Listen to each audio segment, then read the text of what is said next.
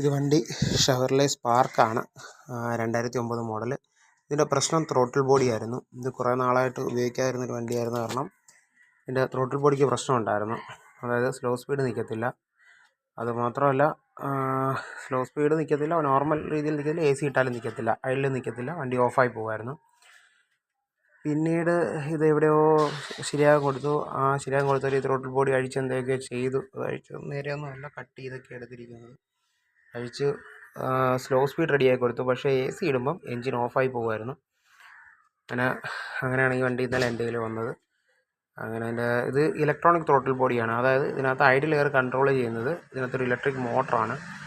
ആ മോട്ടറാണ് നമ്മൾ സ്ലോ സ്പീഡിൽ എത്ര സ്ലോ സ്പീഡിൽ RPM വേണമെന്ന് ആ ത്രോട്ടിൽ ഓട്ടോമാറ്റിക്കായിട്ട് അഡ്ജസ്റ്റ് ചെയ്ത് കൊടുക്കുന്നത്. മിക്ക വണ്ടിക്ക് ഇതിന് വരുന്ന പ്രശ്നം ആ മോട്ടറും അത് സംബന്ധിച്ച കാര്യമാണ്.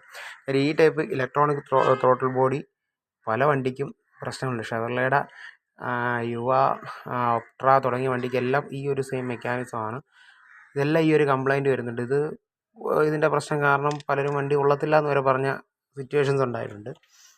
അപ്പോൾ ഇത് മറ്റേ കാര്യമൊന്നുമില്ല, ഇത് ഇളക്കി നമുക്ക് റിപ്പയർ ചെയ്യാവുന്നതേ ഉള്ളൂ. അപ്പം ഇതിപ്പോൾ ഞാൻ ഇളക്കി ഇതെല്ലാം ക്ലിയർ ചെയ്തു. ഇപ്പം AC നോർമൽ ഐഡ്ലിങ് ഓക്കെയാണ്, AC ഇടുമ്പോഴുള്ള ഐഡ്ലിങ്ങും ഓക്കെയാണ്. നമുക്ക് വണ്ടി സ്റ്റാർട്ട് ചെയ്യാം.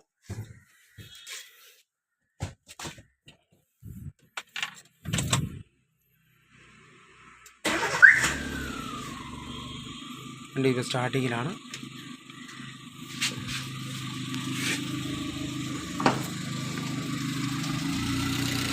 വണ്ടി ഐഡ്ലിങ്ങിൽ നിൽക്കുകയാണ്, കുഴപ്പമില്ല, സ്ലോ സ്പീഡ് കറക്റ്റായിട്ട് നിൽക്കുന്നുണ്ട്.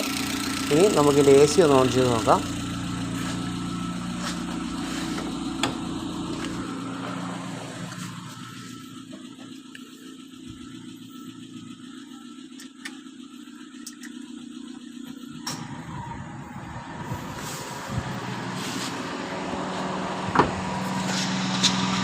വണ്ടി ഇപ്പോൾ AC ഓണാണ്.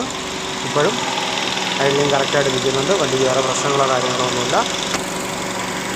അപ്പോൾ നമുക്ക് ഇലക്ട്രോണിക് ത്രോട്ടിൽ ബോഡി ഇളക്കി സർവീസ് ചെയ്ത് ഇങ്ങനെയുള്ള പ്രശ്നങ്ങൾ, ഷെവർലെയുടെ ഒക്കെ വണ്ടികളുടെ പ്രശ്നങ്ങൾ നമുക്ക് ക്ലിയർ ചെയ്യാവുന്നതാണ്.